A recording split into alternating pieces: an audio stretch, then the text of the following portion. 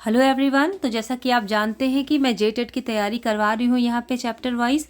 तो मैंने इसकी डिटेल स्टडी करवा दिया है 1857 का विद्रोह का।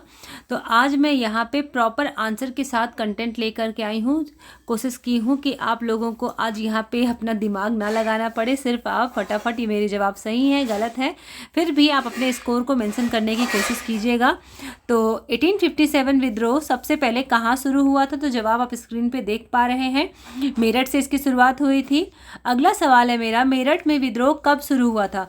तो अगर बात करेंगे तो 1857 याद रहेगा आपको तो और भी आसान रहेगा, लेकिन आपको देखिए ऑप्शन यहाँ पे पूरे ही कंफ्यूज करने वाले हैं। तो याद आपको रखना है 10 मई। अगला सवाल है मेरा, विद्रोह का तत्कालीन कारण क्या था? तो अगर विद्रोह का तत्कालीन कारण का बात करेंगे, सबसे पहले क्या कारण हुआ था? तो चर्बी लगे कारतूस। तो ये सवाल आपको मैंने पढ़ा, ये इस सवाल का जवाब आपने डिटेल स्टडी में बहुत अच्छे से पढ़ा भी होगा।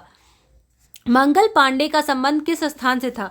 तो मंगल पांडे का संबंध अगर आप देखेंगे इसमें तो बैरकपुर से था। मंगल पांडे का आप चाहें तो थोड़ा सा मंगल पांडे के बारे में जान भी सकते हैं। अगला सवाल है, मंगल पांडे ने विद्रोह कब किया? तो 29 मार्च 1857 ईस्वी में। दिल्ली में किसे सम्राट घोषित किया गया? तो दिल्ली में किसे सम्राट घोषित किया गया? तो बहादुर शाह जफर, क्योंकि हम लोग एक निमोनिक से लर्न भी किए थे, होगा तो मैं आगे डिस्कस करूंगी। कानपुर विद्रोह में नेतृत्व किसने किया था? नाना साहब ने। तो दिल्ली के बहादुर शाह जफर थे, कानपुर से नाना थे और झांसी से रानी थी। ठीक है, आगे देखिए, नाना साहब के प्रमुख सहयोगी कौन थे? तो प्रमुख नाना, हम लोगों ने बहुत बार पढ़ा है तात्या टोपे के बारे में, जो कानपुर से नाना साहब के साथ हमेशा उनके साथ काम करते रहे। झांसी के विद्रोह का नेतृत्व किसने किया था? तो हम सब जानते हैं रानी लक्ष्मीबाई का नाम।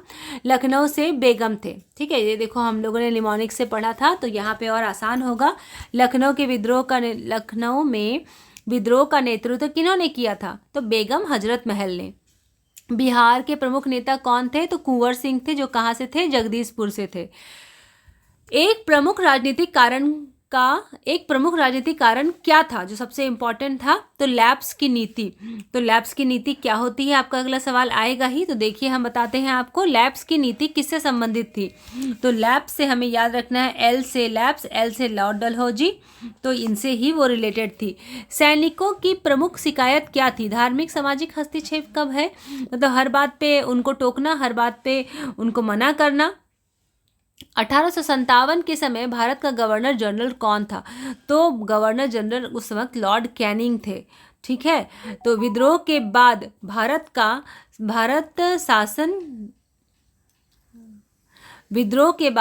का शासन किसके हाथों में गया? तो विद्रोह होने के बाद भारत का शासन किनके हाथों में गया? तो ब्रिटिश क्राउन के हाथ में। ठीक है, किस अधिनियम ने शासन में बड़ा परिवर्तन किया? किस अधिनियम ने? तो भारत शासन अधिनियम 1858। तो भारत शासन अधिनियम 1858। 1857 में ईस्ट इंडिया कंपनी का क्या हुआ? 1857 में उनका शासन समाप्त कर दिया गया। 1857 में क्या हो गया? उनका शासन समाप्त कर दिया गया।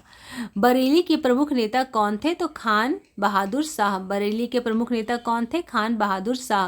विद्रोह की असफलता का मुख्य कारण क्या हुआ?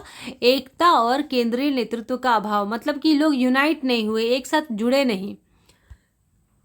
अंग्रेजों ने 1857 को मुख्यतः किस रूप में देखा? तो सैनिक विद्रोही के रूप में, मतलब सैनिकों का उसमें बहुत ज़्यादा रिवॉल्ट देखा गया। विद्रोह के बाद भारतीय राजाओं के प्रति नीति कैसी हुई? तो विद्रोह के बाद भारतीय राजाओं के प्रति नीति कैसी हो गई? तो अधिकार और उत्तराधिकारी के में अधिक सावधानी, अधिकार और उत्तराधिकार में अधिक सावधानी बरतना पड़ा। इनमें से कौन 1857 का प्रमुख केंद्र नहीं था? तो देखिए हम सब बात कर रहे थे ना दिल्ली, कानपुर, लखनऊ, लेकिन मद्रास की तो बात हमने कहीं की ही नहीं थी। तो अगला सवाल है मेरा, तात्या टोपे किससे विशेष रूप से जुड़े थे? तात्या टोपे नाना साहब।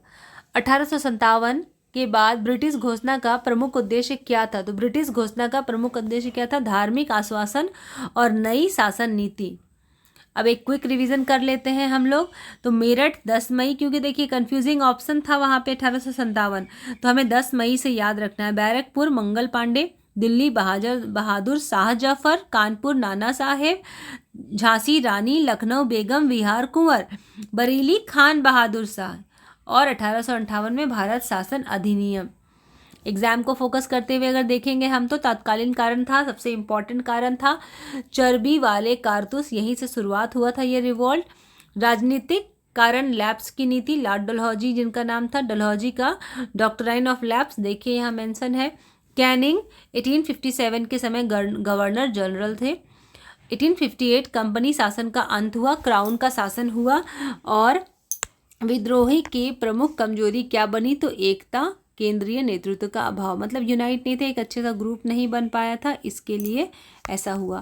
तो thank you so much for watching this video. अपने स्कोर जरूर मेंशन कीजिएगा।